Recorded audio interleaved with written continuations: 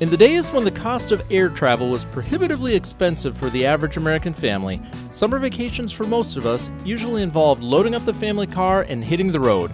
The places we stayed were pretty basic and the attractions we visited were far from cutting edge, but there was something special about those trips that seems to have been lost in the days of inexpensive flights, massive theme parks, and family-oriented cruise ships. If you remember the feeling of adventure that set in when your hometown radio station began to fade out, then join me for a trip back in time to the days when seatbelts were optional, air conditioning was an open car window, and getting there was half the fun. Join me for an authentic look back to see what family vacations were like when cars were huge, gas was cheap, and road trips ruled. In 1970, a round-trip flight to Florida for a family of 4 would have cost the equivalent of almost $5,000 in today's money. Therefore, most family travel was done in the family car, with potential destinations limited only by how far we could get within the amount of time Dad had off from work. Instead of massive themed resorts with indoor water parks, we spent 8 hours in the back seat to swim in parking lot pools and be entertained by stationary fiberglass dinosaurs. Families today pay extra for adventure experiences that come pre-packaged with a safety harness and a helmet. But in the days before cell phones and GPS, the adventure started as soon as you left your driveway.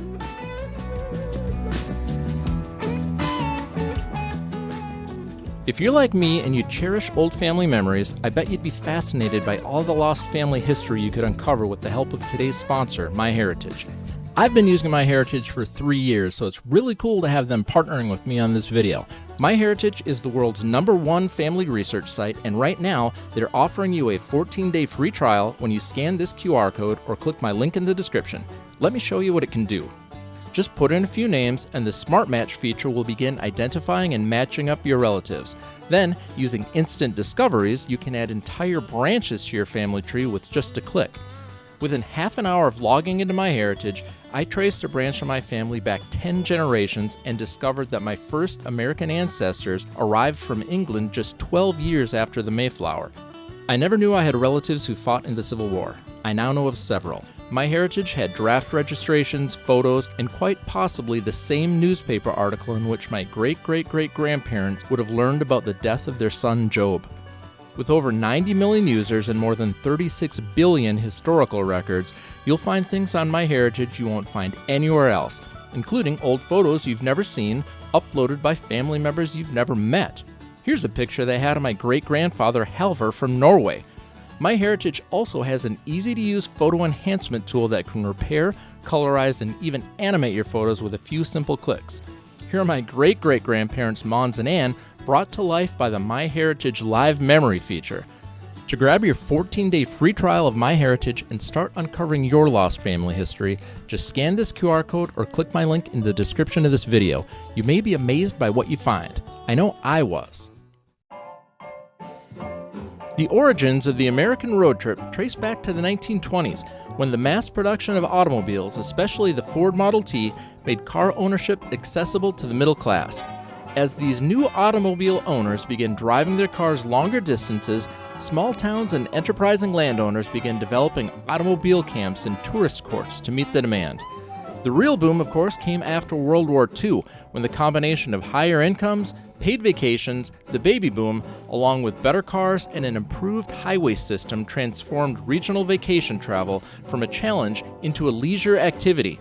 Over the next 20 years, the family road trip would become an American tradition, and an entire industry of roadside motels, diners, attractions, and regional tourist towns would develop in response. Long car trips in the 1960s and 70s were a completely different experience, especially for kids. Instead of being strapped into booster seats in a modern SUV, we were sitting on the bench back seats of oversized sedans and station wagons, unbuckled and free to move around. Without smartphones and video screens, the only entertainment was the car radio. And when you lost the signal from your local stations, it seemed like all you could pick up were country stations on the AM dial. So when you were bored of the alphabet game and the invisible ink in your yes and no pens had run dry, there was nothing left to do but to annoy your nearest sibling with the inevitable game of I'm not touching you. But you'd be wise to take heed of the warning glance from Mom. With nothing to do but sit there on your butt for the next several hours, the last thing you wanted was for Dad to make good on his threat of, don't make me pull this car over. Eventually, that thermos of coffee your mom brought from home would be down to its last drop of Maxwell House, so it'd be time for a pit stop. But you weren't headed to a Starbucks drive-thru. Back in the 1960s and 70s, the best coffee came out of a round glass coffee pot, poured steaming hot by a uniformed waitress into a ceramic coffee mug sitting between the napkin dispenser and an ashtray on the counter of a truck stop cafe. In fact, that's still where the best coffee comes from, although the truck stop cafes are disappearing almost as fast as the ashtrays. While Mom and Dad downed more coffee, you'd sip your orange drink and get started connecting the dots on the back of your kiddie menu. Whether it was food, gas, bathroom breaks, or just the need to get out and stretch your legs, the family road trip was anything but a non-stop excursion. In my family, it was my dad who wanted to stop and read all of the historic markers, while my mom couldn't pass up the scenic overlooks. And for us kids, we were suckers for any type of colossal fiberglass animal or character, of which there were plenty. For me, as a kid growing up in Minnesota, you can chart my age progression in pictures in front of Paul Bunyan, Smokey the Bear, and any number of giant fiberglass fish. And it wasn't just the giant cowboys and Paul Bunyan that had your family pulling off the road. Sometimes all it took was driving past a series of FOMO-inducing billboards to have you going well out of your way to see some irresistible something or other. And if you've ever been heading west to see Mount Rushmore and somehow found yourself miles off I-90 in the middle of Mitchell, South Dakota, you know exactly what I'm talking about.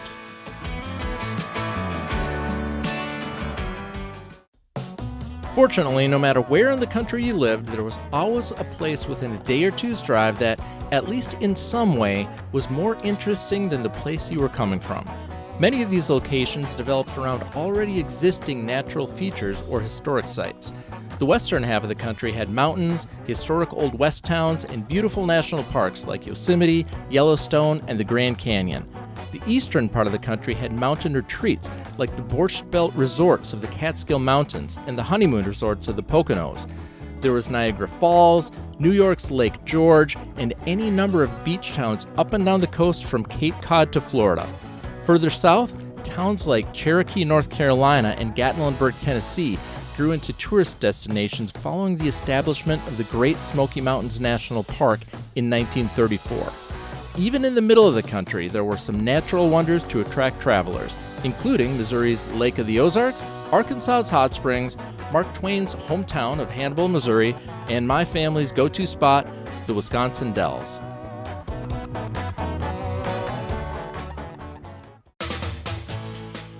Kids today drive go-karts on top of cruise ships and go on high-tech rides with massive lifelike dinosaurs. The attractions in the 1970s were a little less exciting. We had the Mystery Spot.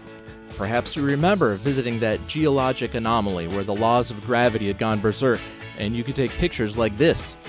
We also had Deer Park and Deer Farm and Deer Ranch and several other places where you could feed and pet tame deer. We had big slides and countless mini golf courses. And growing up in the 1970s, I always thought Wisconsin Dells was the only place that had amphibious duck boat tours. Nope. They also had duck boats in Hot Springs, Arkansas, and even Branson, Missouri.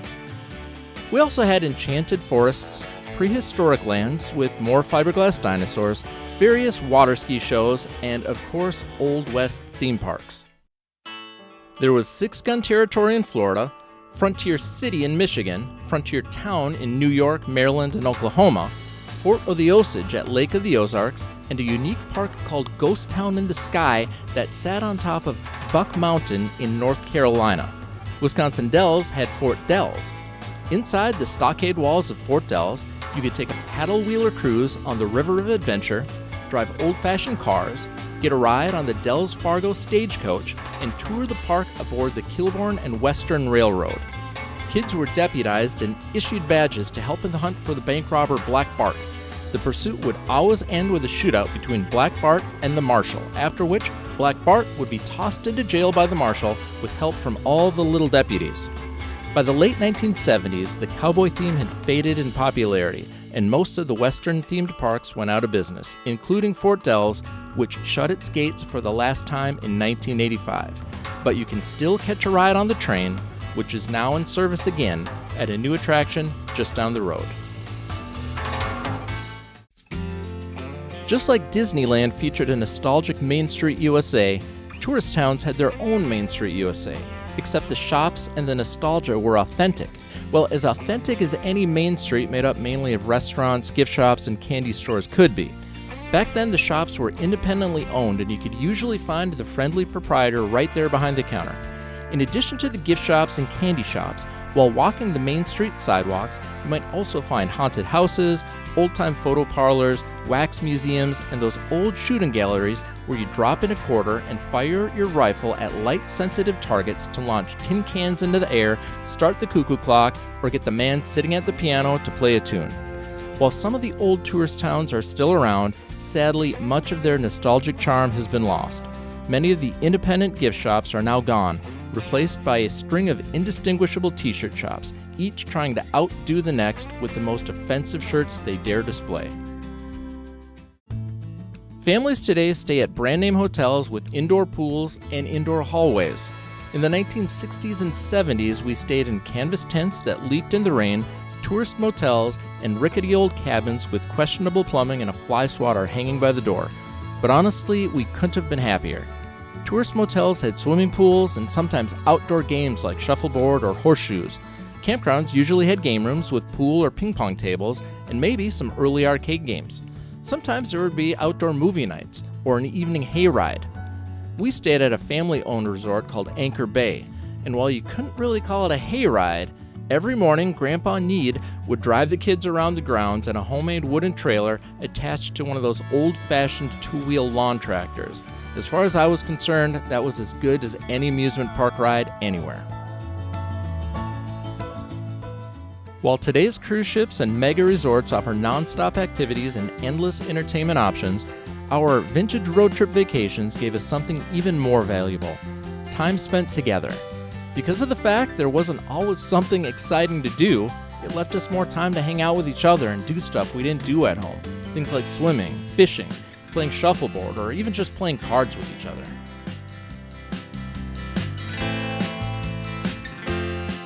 In 2025, flights are cheap and families today commonly travel to locations throughout the US and beyond.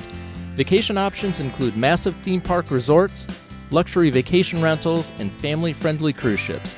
And while families, of course, still travel in their cars, the type of adventure we experienced in the 1960s and 70s is no longer a part of it. With electronic navigation and controlled access freeways, there's little reason to stop other than to use the restroom or eat, which usually means a fast food place right off the freeway exit. And inside the car, kids are entertained by their smart devices, videos, and video games rather than the family road trip games we played years ago. But those of us who grew up in the earlier times remember how adventurous those old road trips used to be. Inside the car was just you and your family with no connection to the outside world other than the radio. Stuck together for the next week or more, you headed out over fields and hills, across bridges and rivers, and through tiny towns you'd never seen before and may never see again. Over the next several days, you would sleep under a different roof, eat different foods, eventually returning home with a sunburn you might have for a week and memories you'd have for a lifetime. Time goes slowly, the world gets lonely, when you got no one on your side. You gotta love one another, sister and brother, 'cause you only got one right. And remember, don't pass up the chance to finally discover your family's history. Use your phone's camera to scan the QR code on the screen, or click the link in the description below to grab your 14-day free trial of MyHeritage. If you enjoyed this video, I bet you'll like this next one as well. Just click to watch.